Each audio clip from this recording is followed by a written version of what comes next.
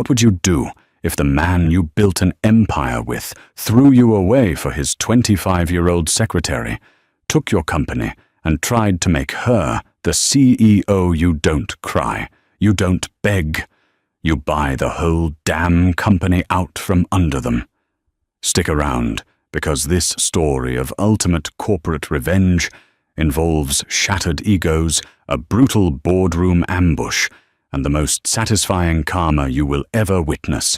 The Austin skyline was a testament to ambition, and for 10 years, Jamie and Riley Montgomery had carved their own name into it. They had started OmniStack Solutions in a cramped, unair-conditioned garage off South Congress Avenue. Jamie was the brilliant, pragmatic architect of the software, a revolutionary logistics platform that caught the eye of early investors, while Riley was the charismatic salesman who could sell ice to a blizzard. Together, they were an unstoppable force. They scaled the company from 2 people eating cold ramen to a $200 million enterprise. But success has a funny way of stripping away the masks people wear. As OmniStack grew, so did the distance between them. Jamie took a step back from the limelight, exhausted from 80-hour work weeks and a grueling battle with an autoimmune flare-up that required her to rest. She trusted her husband to steer the ship. She trusted him implicitly. That was her first and perhaps most devastating mistake. Enter Cameron Reynolds.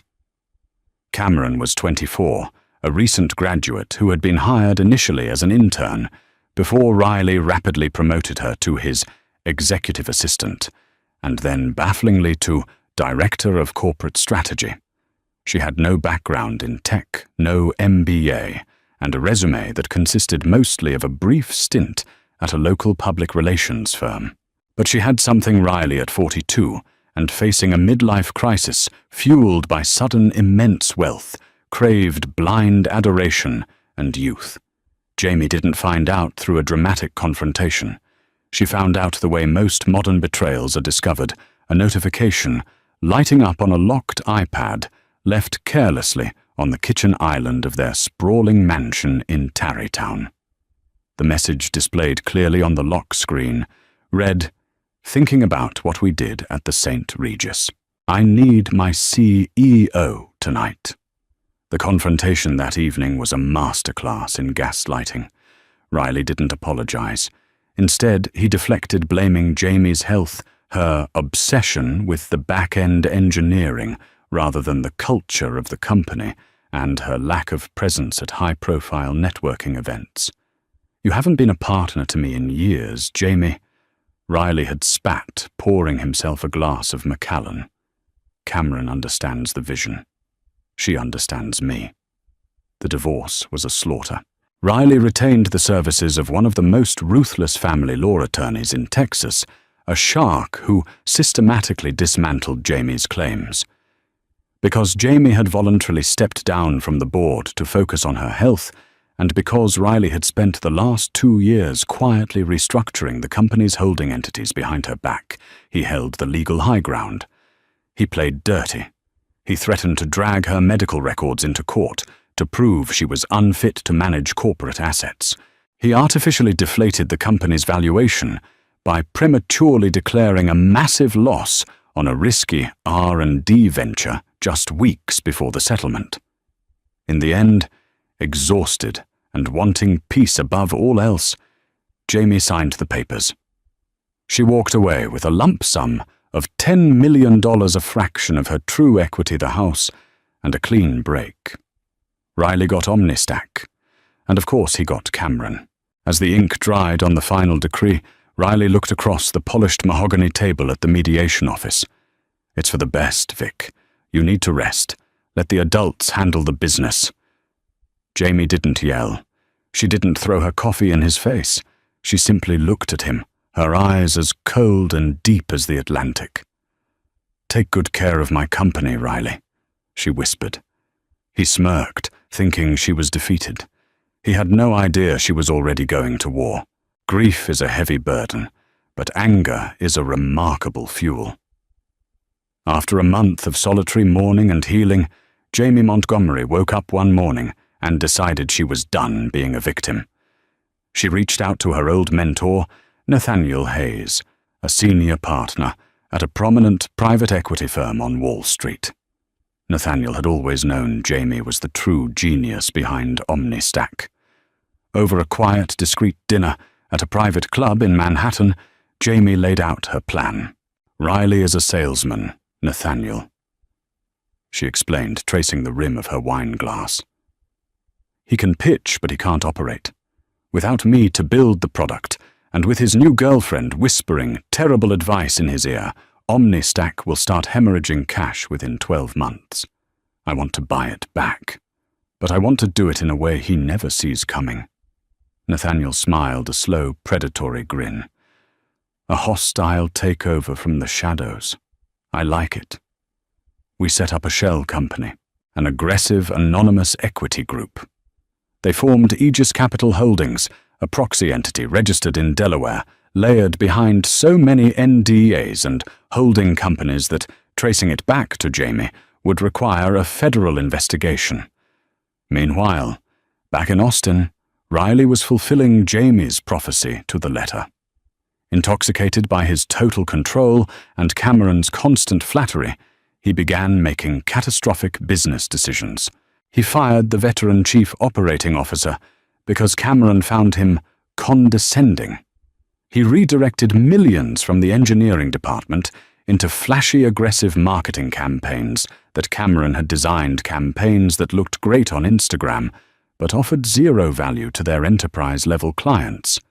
The inevitable happened. Bugs in the software went unfixed. Server downtimes increased. Within 8 months, OmniStack lost its anchor contract with AT&T. The stock, which had been steadily climbing, began to nosedive. Panic set in among the minor shareholders and the board of directors. Riley, desperate for a cash injection to cover the mounting operational debt and to hide his gross mismanagement, began looking for private investors. He was bleeding, and there was blood in the water. This was exactly what Jamie had been waiting for. Through Aegis Capital, Nathaniel reached out to Riley. They offered a lifeline, a massive capital injection that would save OmniStack from bankruptcy.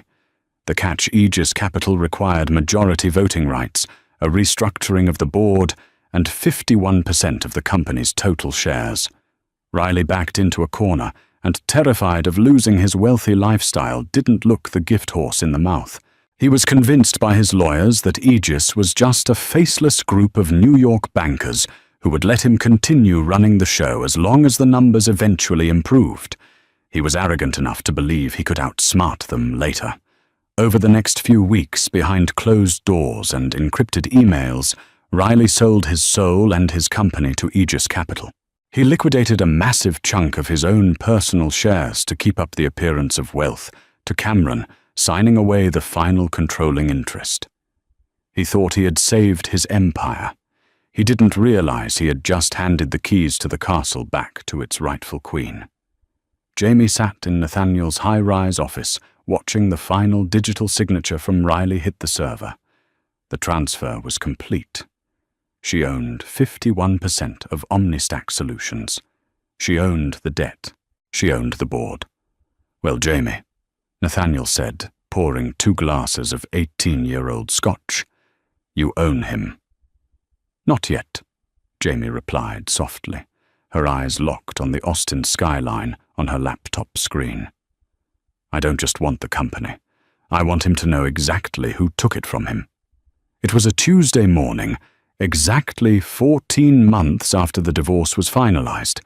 The atmosphere inside OmniStack's sleek, glass-walled headquarters was electric, though for all the wrong reasons. The employees were terrified. Layoffs had been rumored for weeks, morale was at rock bottom, and the latest software patch had been a catastrophic failure. Yet on the executive floor, Riley Montgomery was acting like a king preparing for a coronation. He had called an emergency mandatory all-hands meeting in the main atrium, coupled with a formal board meeting immediately prior in the executive conference room. The agenda, according to the memo sent out the night before, was a bold new direction, for OmniStack. Riley stood in front of the floor-to-ceiling mirror in his private suite, adjusting his custom Italian silk tie. Behind him, Cameron lounged on a leather sofa, sipping an espresso. She was wearing a stark white Chanel suit, her hair perfectly blown out. "You're going to be amazing, baby," Cameron cooed, checking her reflection in her phone screen. They need a fresh face, someone who understands modern brand synergy. Not those dusty old engineers. Riley smiled, his ego sufficiently stroked. His grand plan was simple, and, in his mind, brilliant. He was going to step up to the role of chairman of the board, distancing himself from the day-to-day failures of the company. And to reinvigorate the brand, he was appointing Cameron as the new chief executive officer. He assumed the faceless bankers at Aegis Capital wouldn't care who held the title as long as he assured them profits were coming. He had completely bypassed consulting them on the executive change, assuming his remaining 49% gave him the leverage to do whatever he wanted. "Let's go make history," Riley said, offering her his arm. They walked into the massive executive conference room. The heavy oak doors sealed behind them. Around the long, polished table sat the remaining original board members, older men and women who looked perpetually stressed, and a few empty chairs reserved for the representatives of their new majority shareholder, Aegis Capital, who had mysteriously declined to send names in advance. Riley took his position at the head of the table. He didn't sit. He wanted to command the room. "Ladies and gentlemen," Riley began, his voice dripping with practiced corporate charm. "We are at a crossroads. OmniStack has faced challenges, yes. But with the recent capital injection from our partners at Aegis, we are primed for a renaissance." He gestured grandly to Cameron, who stood up, smiling, a practiced, camera-ready smile. "In order to navigate this new era, we need fresh leadership. Someone with an innate understanding of modern market dynamics. I am stepping into the role of chairman, and it is my absolute privilege to introduce to you the new CEO of OmniStack Solutions, Cameron Reynolds." Silence. Not a single person clapped. The veteran board members stared at Riley as if he had just lost his mind. Putting a 25-year-old with zero executive experience in charge of a sinking enterprise software company was corporate suicide. "Riley, this is highly irregular," muttered John, a board member who had been with them since year 2. "Aegis Capital has to approve a C-level shift of this magnitude. They own 51%. We haven't even met their representatives yet." Riley waved his hand dismissively. "Aegis is a silent partner, John. They trust my judgment. This is a done deal. Cameron's contract is already drafted." "Actually, Riley," a voice cut through the thick tension of the room. "Aegis Capital doesn't trust your judgment at all. In fact, we think it's fundamentally flawed." Riley froze. The blood drained from his face as he turned toward the back of the room. The heavy oak doors of the conference room had opened silently. Standing in the doorway, flanked by Nathaniel Hayes and 2 incredibly sharp-looking corporate attorneys from Kirkland and Ellis, was Jamie. She wasn't the exhausted, heartbroken woman he had bullied into submission a year ago. She was wearing a perfectly tailored charcoal Tom Ford suit, her posture immaculate, her expression radiating absolute, terrifying authority. She looked like an executioner who had just arrived for her shift. "Jamie," Riley choked out, his voice cracking. What are you doing here? Security. Who let her up here?" Jamie stepped fully into the room, the heels of her Louboutins clicking methodically against the hardwood floor. It was the only sound in the room. "You can cancel security, Riley," Jamie said smoothly, walking toward the empty chair directly opposite him at the other end of the table. "They work for me now." She pulled out the chair and sat down, resting her hands on the polished wood. She looked at Riley, then shifted her gaze to Cameron, who was suddenly looking very small in her oversized white Chanel suit. Jamie offered a smile that didn't reach her eyes. "Hello, Riley. Let me officially introduce myself. I am the sole managing director and founder of Aegis Capital Holdings, which means as of 48 hours ago, I own OmniStack." She leaned forward, the trap finally perfectly sprung. "And I have a few thoughts on your new CEO." The silence that descended upon the executive conference room was not merely the absence of noise. It was a heavy, suffocating physical entity. It pressed against the glass walls overlooking the Austin skyline, drained the oxygen from the meticulously climate-controlled air, and settled like a lead weight upon Riley Montgomery's chest. For a full 60 seconds, nobody moved. The veteran board members who only moments ago had been preparing to rebel against the absurd appointment of a 25-year-old CEO now sat frozen in a state of absolute bewildered paralysis. They stared at Jamie, then at Riley, and back to Jamie trying to process the seismic shift in reality that had just occurred within their corporate sanctuary. Riley's mind, usually so adept at spinning narratives and finding the slickest exit from a problem, completely stalled. He looked at the woman sitting at the opposite end of the vast mahogany table. This was not the Jamie he remembered. The woman he had discarded had been pale, exhausted by her autoimmune condition and worn down by the relentless grind of their startup years. The woman sitting before him now was a titan. Her charcoal Tom Ford suit was armor. Her posture was that of a conquering general surveying a newly captured territory. The two Kirkland and Ellis attorneys flanking her stood like sentinels, their expressions devoid of anything resembling mercy. "This is a joke," Riley finally managed to whisper, his voice thin and reedy, devoid of its usual baritone resonance. He gripped the edge of the table, his knuckles turning a stark, translucent white. "This is some kind of elaborate sick joke. Nathaniel, what the hell is this?" "You told me Aegis Capital was a syndicate out of Manhattan. You said, 'I told you exactly what you needed to hear to sign the papers, Riley.'" Nathaniel Hayes interrupted, his voice smooth and untroubled, as he withdrew a thick, leather-bound portfolio from his briefcase and placed it gently on the table. "You were hemorrhaging money, your stock was in a free fall, and you were desperate. You didn't ask questions. You just wanted the wire transfer to clear so you could keep playing pretend in this glass castle. You never once initiated due diligence on the parent entity of Aegis Capital Holdings. If you had, your lawyers might have eventually traced the LLCs back to a blind trust registered in Delaware, which is wholly owned and operated by Jamie."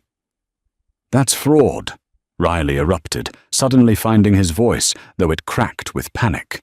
He pointed a trembling finger down the length of the table. "That has to be illegal. You misrepresented the buyer. I will sue you into oblivion. I will drag this entire firm through the SEC. I'll have the Federal Trade Commission down your throats before lunchtime." Jamie didn't flinch. She didn't even blink. She merely steepled her fingers and rested her chin on them, watching him with the clinical detachment of a scientist observing a particularly slow-witted insect thrashing in a jar. "You can certainly try, Riley," Jamie said, her tone conversational, almost polite. "But I assure you Kirkland and Ellis has spent the last 8 months ensuring every single maneuver was not only entirely legal, but completely bulletproof. We didn't defraud you. We merely offered you a rope, and you, in your infinite arrogance and desperation, decided to tie it into a noose and place it around your own neck.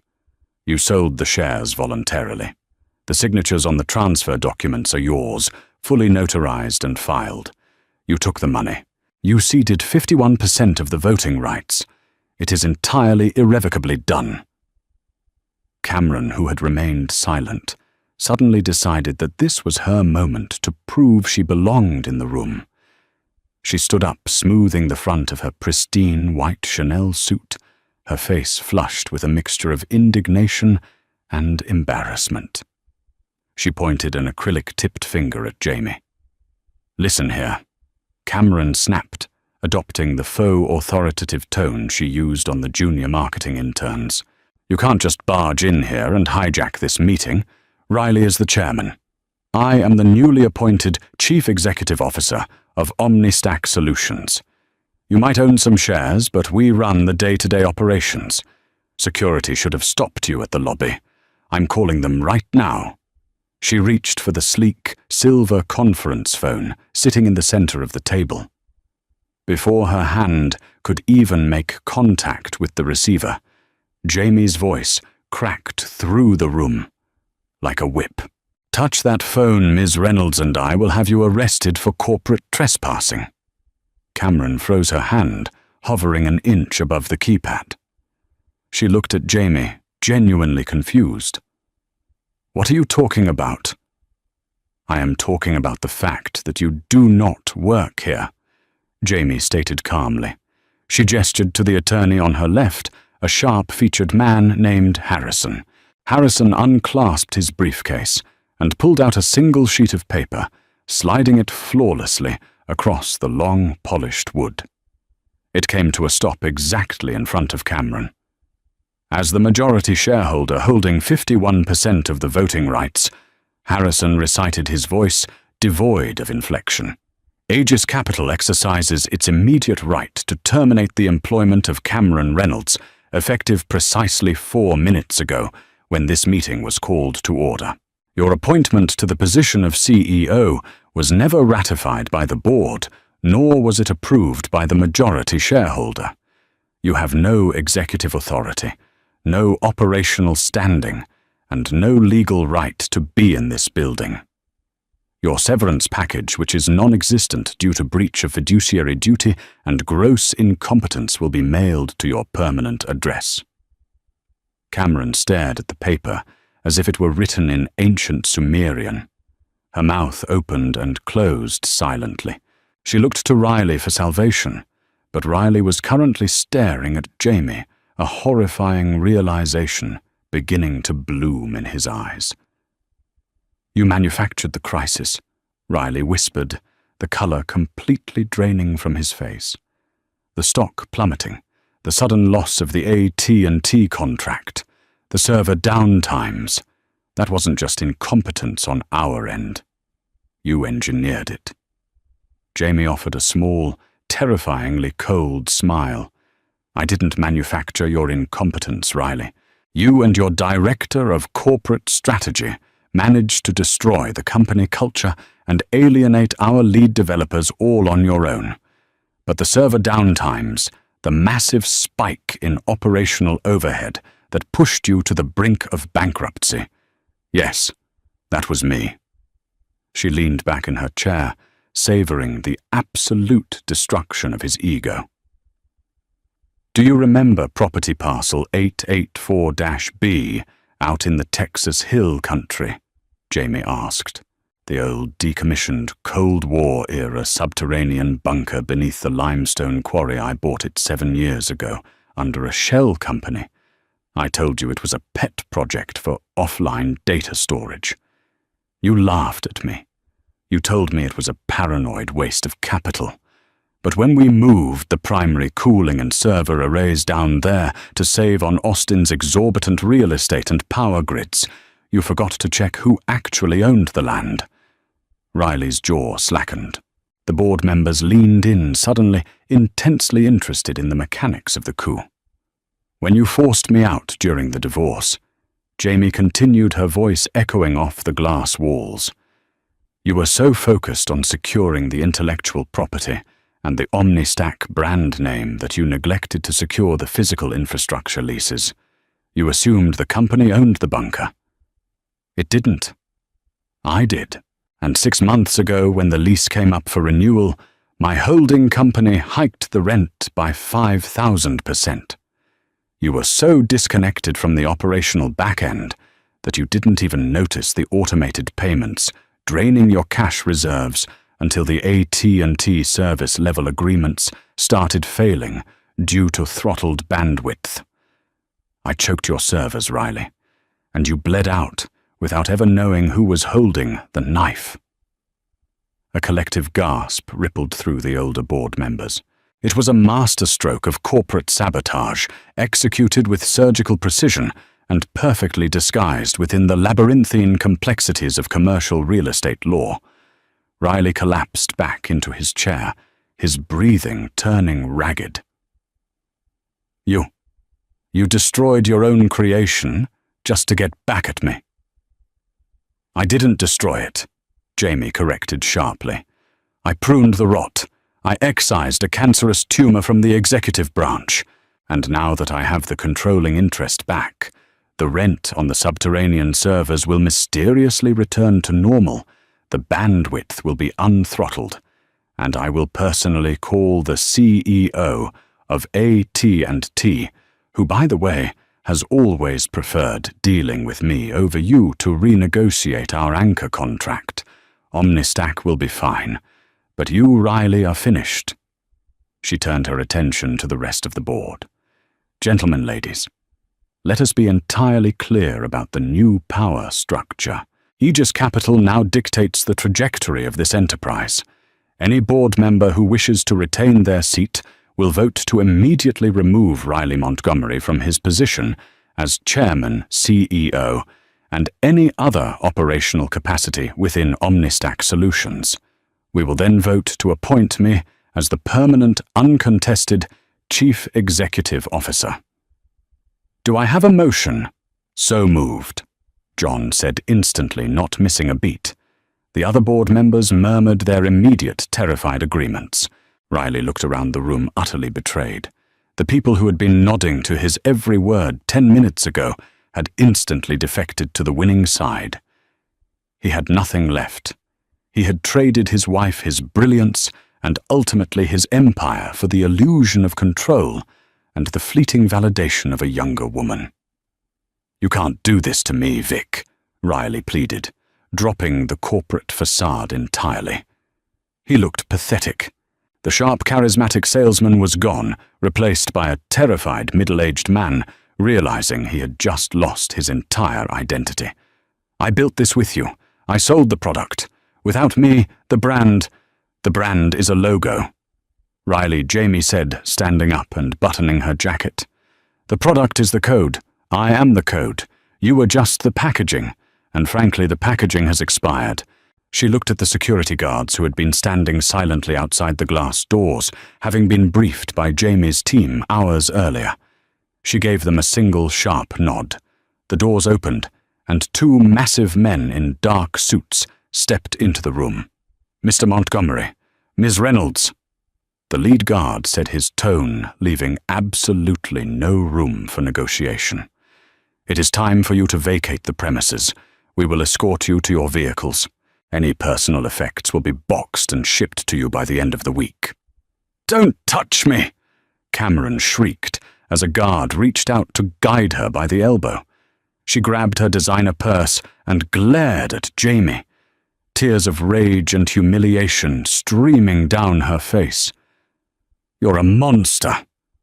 You're a cold, bitter, jealous monster." Jamie didn't grace the outburst with a response. She simply watched as Cameron stormed out of the conference room, her high heels clicking frantically down the hallway. Riley, however, didn't move. He was staring down at his trembling hands. A cold sweat had broken out across his forehead, and his complexion had turned a terrifying shade of ashen grey. He placed a hand flat against the center of his chest, right over his sternum. "Riley," John asked tentatively from across the table, "are you all right?" Riley tried to speak, but only a wet, shallow gasp escaped his lips. The crushing weight that had been pressing on his chest suddenly intensified, blooming into a blinding, radiating agony that shot down his left arm and up into his jaw. The sheer, unadulterated shock of losing his company, combined with the catastrophic collapse of his ego and the immense financial ruin he now faced, had triggered a violent physiological response. His body, fueled by years of high-stress living, endless scotch, and neglected health, finally surrendered. Riley choked out his eyes, rolling back in his head. He didn't politely slump in his chair. He pitched forward with dead weight, his face smashing brutally against the polished mahogany table before his limp body slid sideways, crashing heavily to the carpeted floor. Chaos erupted. The boardroom, previously frozen in icy tension, shattered into frantic motion. John yelled for someone to call 911. Chairs were knocked over as the board members scrambled away from the fallen man. Jamie stood perfectly still at the head of the table. She looked down at the man who had betrayed her, who had stolen her life's work and handed it to a stranger. He was gasping like a fish pulled from the ocean, his face contorted in agony as his heart failed him. She felt a strange, chilling absence of emotion. She felt no pity. She felt no triumph. She only felt the cold, hard certainty of cause and effect. "Nathaniel," Jamie said, her voice cutting clearly through the panicked shouting of the board members. "Yes, Jamie," the lawyer replied, stepping back to give the security guards room to administer first aid. "Ensure the EMTs use the freight elevator when they arrive," she instructed, calmly gathering her legal binders. "I don't want the developers on the 4th floor getting distracted. We have a company to rebuild." The transition from the sterile, high-stakes environment of the corporate boardroom to the chaotic, hyper-focused reality of the emergency department was a blur of flashing lights and piercing sirens. The ambulance tore through the streets of Austin, the paramedics in the back working frantically to stabilize Riley Montgomery. The monitor above his head screamed a continuous, frantic rhythm, the green lines spiking wildly as his heart struggled to push blood through severely compromised arteries. They arrived at the trauma bay of the main acute care hospital, bursting through the double doors with the gurney. 42-year-old male, massive diaphoresis, radiating pain to the left quadrant, crushing chest pressure. The lead paramedic barked, practically running alongside the stretcher, as a swarm of nurses and residents descended upon them. EKG shows ST segment elevation in leads V 2 through V6. We have a massive anterior S, TEMI, administered aspirin nitro and a heparin bolus en route. He's hypertensive and fading fast. The triage protocols of the emergency department kicked in with ruthless, terrifying efficiency.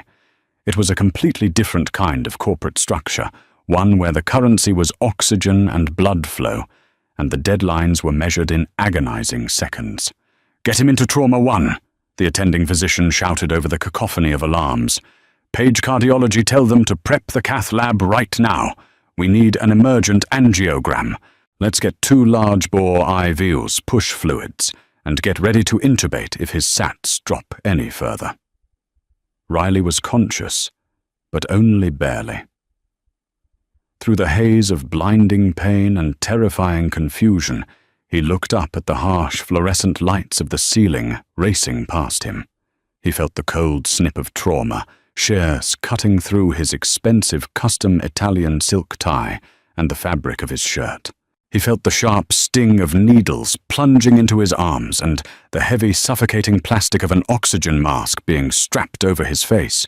He wanted to tell them to stop. He wanted to tell them he was the chairman of OmniStack Solutions. He wanted to demand the VIP suite, but he couldn't speak. He was entirely at the mercy of strangers, stripped of his wealth, his title, and his power. Upstairs in the sterile beige purgatory of the cardiac intensive care unit's waiting room, Cameron Reynolds paced furiously. She had followed the ambulance in an Uber, arriving at the hospital, still wearing her ruined white Chanel suit. She clutched a lukewarm cup of vending machine coffee, her phone pressed tightly against her ear, as she argued with Riley's personal wealth manager. "What do you mean, frozen?" Cameron hissed, keeping her voice low, so the other anxious families wouldn't hear her. "I am his fiancée. Well, practically his fiancée. We need access to the private accounts. The hospital is asking for insurance, and I don't know where his cards are." There was a long pause on the other end of the line. When the wealth manager finally spoke, his voice was laced with pity and professional detachment. "Ms. Reynolds, I don't think you understand the situation," the manager explained carefully. Mr. Montgomery leveraged everything to secure the final tranche of funding from Aegis Capital. I mean everything. He put up his personal liquid assets, the Tarrytown estate, and his remaining equity as collateral against the loans to cover Omnistack's operational debt. When Aegis exercised the termination clause and seized majority control today, they called in the debts. Mr. Montgomery is personally liable for nearly $40 million in immediate corporate debt. The accounts aren't just frozen, they are currently being seized by creditors. As of 3 hours ago, Riley's net worth is effectively negative. Cameron stopped pacing. The cheap coffee cup slipped from her manicured fingers, spilling brown liquid across the institutional carpet. Negative, she repeated the word, tasting like ash in her mouth. But the house, the cars, the boat in Travis, gone, or soon to be gone, the manager confirmed bluntly. I strongly advise you to secure your own financial independence, Ms. Reynolds. Good luck. The line went dead. Cameron stood in the center of the waiting room, staring at the blank screen of her phone. A nurse in dark blue scrubs pushed through the swinging doors of the ICU, scanning the room. Family of Riley Montgomery. Cameron looked up, her heart pounding. She looked at the nurse, then down at the spilled coffee, and then out the large window facing the parking garage. The reality of the situation crashed over her with brutal clarity. Riley was no longer a tech billionaire. He was a bankrupt, broken, middle-aged man who might not even survive the night, and if he did, he would be buried beneath a mountain of insurmountable debt and legal battles. There would be no St. Regis weekends. There would be no private jets. There would only be lawyers' medical bills and a spectacular public fall from grace. "Excuse me, are you here for Riley Montgomery?" the nurse asked, again, stepping closer. Cameron swallowed hard. She adjusted the strap of her designer purse on her shoulder, lifted her chin and looked the nurse dead in the eye. "No." Cameron lied, her voice completely flat. "I must have the wrong floor." She turned on her heel and walked out of the waiting room, heading straight for the elevators. She didn't look back. By the time the elevator reached the ground floor lobby, she had already deleted Riley's number from her contacts and was drafting a message to an old boyfriend who worked in venture capital in Silicon Valley. Survival, after all, was a purely transactional game.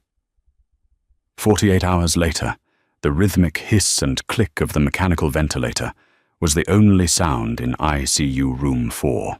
The room was dark, illuminated only by the glow of the heart monitors and the soft morning light filtering through the heavy blinds.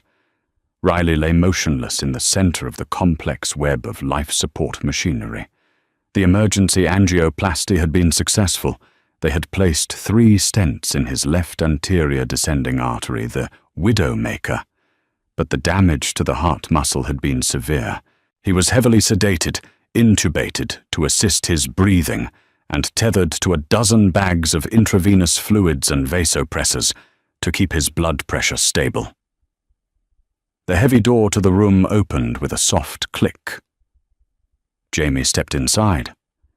She wasn't wearing her corporate armor today.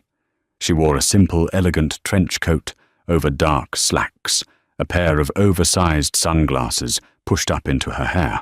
She stood at the foot of the bed, her hands buried deep in her pockets, and looked at the man who had been her partner, her husband, and ultimately her greatest adversary. He looked incredibly frail. The arrogant charisma that had defined him was entirely absent, replaced by the vulnerability of a man fighting for his next breath. Jamie walked slowly around the side of the bed, stopping near the array of monitors. She watched the green line of his heartbeat, strong but artificially maintained. The nurses had told her that the sedation was being lightened, that he might be able to hear her even if he couldn't respond or open his eyes. "The surgery was a success, Riley," Jamie said softly, her voice calm and measured in the quiet room. "The doctors say you'll survive. It will be a long recovery, months of rehabilitation, a complete lifestyle change. But you will live." She paused, looking down at his pale, resting face. "I thought about not coming," she continued, her tone conversational, as if they were simply discussing quarterly projections over breakfast. "But I realized that leaving things unfinished is what got us into this mess in the first place. You always liked loose ends. I prefer clean code." She reached into the pocket of her trench coat and pulled out a small manila envelope. She placed it gently on the small rolling table next to his bed, resting it against a plastic water pitcher. "Your little girlfriend didn't stick around, by the way," Jamie informed him, feeling a tiny, undeniable spark of grim satisfaction. "She realized the money was gone before you were even out of the catheterization lab. She left you here alone. You traded everything we built for a mirage, Riley. A very expensive, very temporary mirage."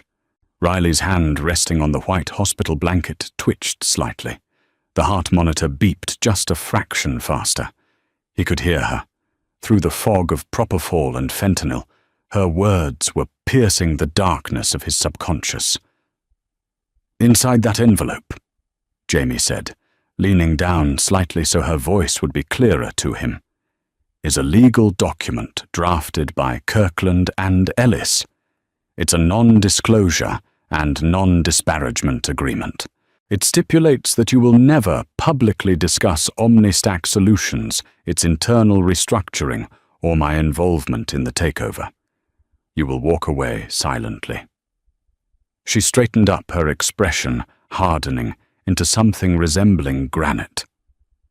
"In exchange for your signature," she explained, "Aegis Capital will assume the $40 million of your personal debt that we triggered during the acquisition. We will unfreeze your primary checking account, which has enough to cover your immediate medical expenses, and the remaining mortgage on the Tarrytown house. You get to keep the roof over your head, and you get to avoid federal bankruptcy court. That is my final offer. It is infinitely more mercy than you showed me when you locked me out of my own life's work." A single tear slipped from the corner of Riley's closed eye, tracking slowly down his pale cheek and disappearing into the medical tape securing the breathing tube to his face. The monitor spiked again, a frantic testament to the despair raging beneath his chemically induced paralysis. He was trapped in his own ruined body, forced to listen to the absolute undeniable truth of his own destruction. "You underestimated me, Riley," Jamie whispered, stepping back from the bed and turning toward the door. "You thought because I didn't yell, because I didn't scream and break things when you left that I was weak. You forgot that I am an engineer. When an engineer encounters a critical failure in the system, they don't cry. They just quietly, methodically rewrite the code until the system does exactly what they want it to." She reached the door, grasping the heavy silver handle. She didn't look back. "Get well soon, Riley. I have a company to run." The door clicked shut behind her, leaving Riley Montgomery alone, in the dark, tethered to machines with nothing but the rhythmic hiss of the ventilator and the crushing weight of a ruined empire to keep him company. Outside the hospital, the Austin sun was shining brightly, reflecting off the glass towers of the city. Jamie Montgomery hailed a black car, slid into the leatherback seat, and opened her laptop. The takeover was complete. The cleanup was finished. It was time to get back to work. 6 months passed. In the ruthless, hyper-accelerated ecosystem of the tech industry, half a year might as well have been a decade. Under Jamie's uncompromising leadership, OmniStack Solutions didn't just recover, it evolved into an absolute juggernaut. The first thing she had done was rehire the veteran engineering team Riley had alienated. She doubled their salaries, gave them equity, and moved her own office down to the development floor. She didn't want the corner suite with the panoramic view of the Colorado River. She wanted to be in the trenches, elbow deep in the raw code. The software bugs that had plagued the platform were patched within 3 weeks. A month later, Jamie personally flew to Dallas and sat in a windowless conference room with the executive board of AT&T for 9 hours. She didn't offer flashy presentations or empty marketing buzzwords. She offered them a flawless, brutally efficient logistical algorithm and a guarantee. By the time she walked out, the anchor contract was not only renewed, but expanded to cover their European operations.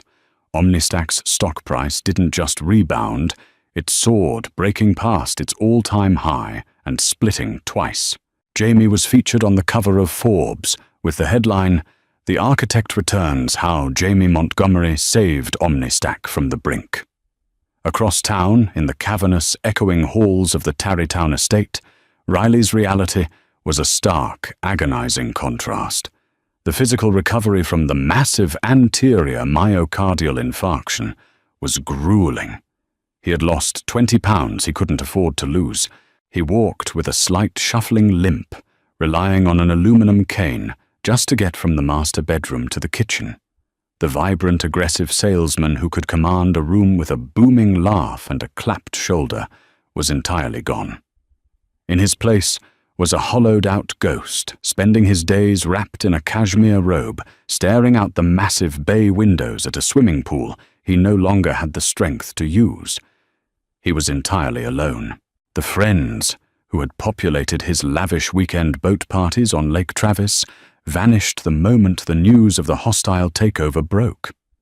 The silence of the mansion was deafening, broken only by the bi-weekly visits from his physical therapist and the relentless, terrifying ring of the telephone as collection agencies circled the carcass of his finances.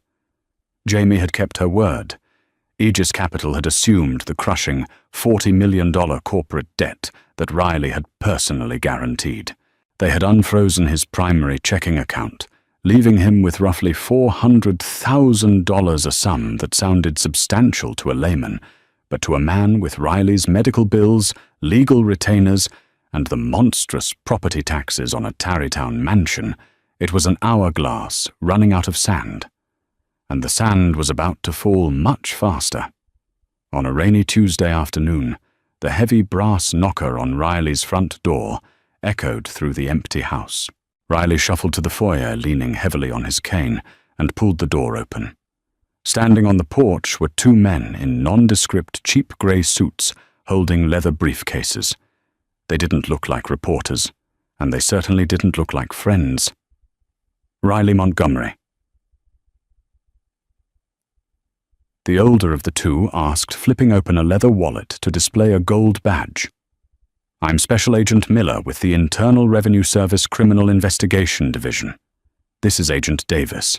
We have a federal warrant to audit your personal financial records and the holding accounts established during the dissolution of your marriage." Riley felt the blood drain from his face, a phantom ache blooming in his chest. Audit. The divorce was finalized over a year ago. It was airtight. My lawyers. Your lawyers did a fantastic job hiding assets from your ex-wife, Mr. Montgomery. Agent Miller interrupted his tone, devoid of any warmth. Unfortunately, in your haste to deflate OmniStack's valuation and artificially suppress your own net worth to deny her equity, you utilized a series of offshore pass-through entities in the Cayman Islands. You didn't just lie to the family court judge. You lied to the federal government. You claimed a $30 million capital loss on an R&D venture that our analysts have determined never actually existed. Riley gripped the doorframe, his knuckles turning white. He remembered the move perfectly. It was a risky strategy proposed by a sleazy offshore accountant he had met at a golf tournament. It had saved him tens of millions during the divorce settlement. "Who?" Riley's voice trembled. "Who tipped you off?" Agent Miller offered a thin, humorless smile. We received an anonymous, highly detailed dossier containing the exact routing numbers, wire transfer receipts, and digital signatures linking you to the shell companies. Someone tied a perfect little bow around your financial fraud and left it on our desk. Riley closed his eyes. The realization hit him with the force of a physical blow. Jamie. She hadn't just plotted to take the company back. She had meticulously documented every single illegal maneuver he had made to steal it from her in the first place.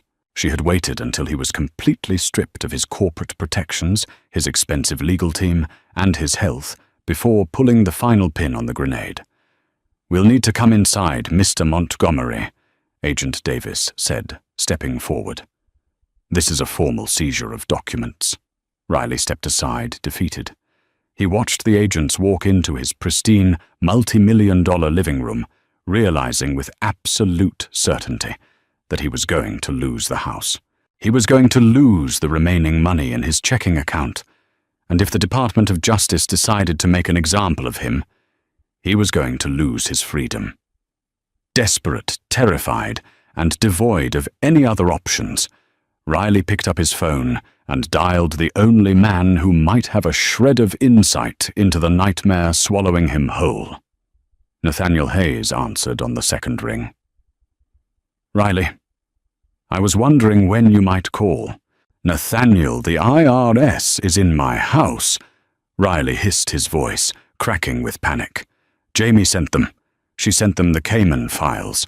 She's trying to put me in federal prison. Jamie didn't send them anything." "Riley," Nathaniel replied calmly, the sound of ice clinking in a glass echoing over the line. Aegis Capital's legal team discovered the discrepancies during our mandatory post-acquisition audit. As the new majority stakeholders, we have a fiduciary duty to report historical financial anomalies to the proper authorities to protect the current corporate entity from liability. We simply complied with federal law. Your mess is your own. You have to help me, Nathaniel. Please, you negotiated the takeover. Tell her to call off the dogs. I'll sign the non-disclosure agreement today. I'll sign whatever she wants. It's too late for the NDA, Riley. The offer expired. Nathaniel paused, and Riley could practically hear the shark-like grin on the lawyer's face. But since you're calling, I suppose I can clear up one final mystery for you. Have you ever wondered how Jamie managed to fund the Aegis Capital buyout? How a woman you left with a mere $10 million settlement managed to orchestrate a $200 million hostile takeover? Riley gripped the phone tightly, his breath ragged. He had wondered. It had haunted his sleepless nights. She took the $10 million. Nathaniel explained, his voice taking on a tone of genuine admiration. And she didn't put it in a mutual fund. She knew you, Riley. She knew your ego, and she knew your blind spots. She knew you were quietly dumping your own liquid capital into that disastrous crypto-logistics startup in Miami. So she took her settlement money and aggressively shorted that exact startup through a proxy hedge fund. When your little side project went bankrupt 8 months later, Jamie's position paid out at nearly 800%. She used your own money, lost by your own incompetence, to finance the war chest that bought OmniStack out from under you. The phone slipped from Riley's fingers, clattering onto the hardwood floor of the foyer.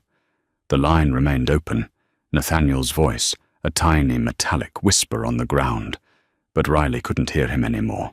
He stared blankly at the wall, the sheer staggering magnitude of Jamie's intellect and absolute ruthlessness finally breaking his mind. She hadn't just beaten him. She had engineered a scenario where he essentially funded his own destruction. He was nothing but a pawn in a game he didn't even realize he was playing.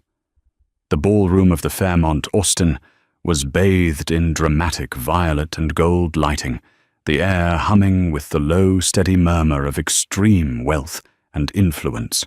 It was the annual Texas Technology Innovators Gala, the most exclusive event of the year, where venture capitalists, tech billionaires, and politicians gathered to network, drink expensive champagne, and celebrate the titans of their industry. Tonight, the undisputed queen of the room was Jamie Montgomery. She wore a custom-made, beautiful emerald green gown that was fiercely elegant and entirely uncompromising. She held court near the center of the room, flanked by colleagues. Across the ballroom, hovering nervously near the lavish seafood buffet, was Cameron Reynolds. Her life had not gone according to the script she had written. After abandoning Riley in the intensive care unit, she had fled to California, hoping to leverage her brief, exaggerated stint as chief executive officer into a lucrative position. But the tech world is a small, viciously gossipy village. Everyone knew exactly who she was and how she had acquired her title. Doors slammed in her face before she could even knock. Desperate to maintain her lifestyle, she had attached herself to Preston, a venture capitalist. Preston was arrogant, demanding, and saw Cameron entirely as a trophy to be displayed at events exactly like this one. He wanted a meeting with Jamie Montgomery to pitch his portfolio of artificial intelligence companies. Before Cameron could protest, Preston gripped her elbow tightly and steered her directly through the crowd, parting the sea of tech executives until they were standing mere feet away from Jamie and her inner circle. Jamie was discussing supply chain dynamics with the governor when she noticed the approaching couple. Her eyes flicked over Preston, dismissing him instantly, and landed squarely on a terrified Cameron. The corner of Jamie's mouth twitched upward into a smile so cold it could have frozen nitrogen. Preston stepped forward, flashing a brilliant, practiced smile, completely oblivious to the radioactive tension suddenly radiating between the two women. He introduced himself and Cameron, boasting about her fake executive experience in Austin. The silence that fell over Jamie's immediate circle was absolute. The lead engineers, who remembered Cameron's disastrous reign perfectly, stared at her with open contempt. Jamie took a slow sip of her champagne, her eyes never leaving Cameron's trembling face, and prepared to permanently dismantle the pathetic charade right there. Jamie spoke with terrifying clarity. She publicly detailed how Cameron had played house with her husband and nearly destroyed a decade of hard work in under a year. She stated she would never trust Preston's portfolio if he took advice from a woman whose only talent was ruining marriages. Preston turned purple, realizing his networking prospects were entirely reduced to ash. He had been humiliated by the most powerful woman in the room. Cameron could not speak. Tears welled in her eyes as she turned and fled, pushing her way blindly through the massive crowd toward the nearest exit doors. Jamie watched them go, her expression impassive. She handed her empty champagne flute to a passing waiter and turned back to the governor, seamlessly picking up the conversation exactly where she had left off. The specter of her past had been confronted and permanently eradicated. Miles away in the dark, silent expanse of the Tarrytown house, Riley Montgomery sat at his kitchen island.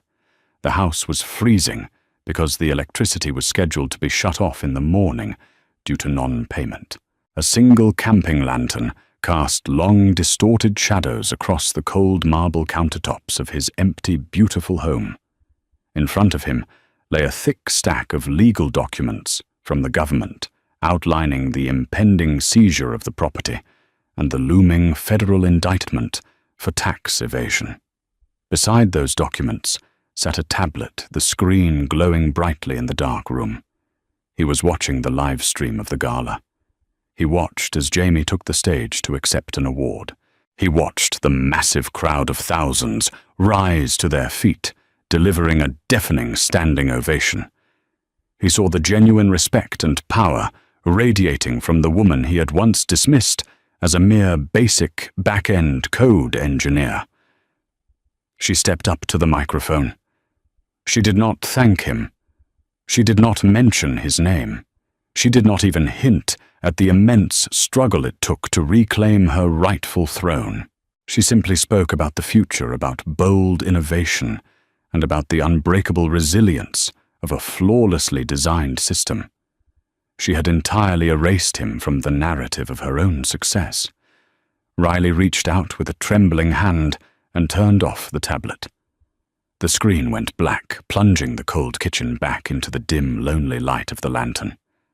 He had truly lost everything he possessed. Karma never misses an address, especially when it's delivered by a woman who knows how to play the long game. Jamie didn't just take back her company. She took back her power, leaving Riley to face the devastating consequences of his own arrogance. If this story of ultimate corporate revenge and silent strategy had your jaw on the floor, you know exactly what to do. Hit that like button, share this video with anyone who loves a brilliant comeback, and make sure you subscribe for more incredible high-stakes drama. Until next time, remember, never underestimate the architect of your success.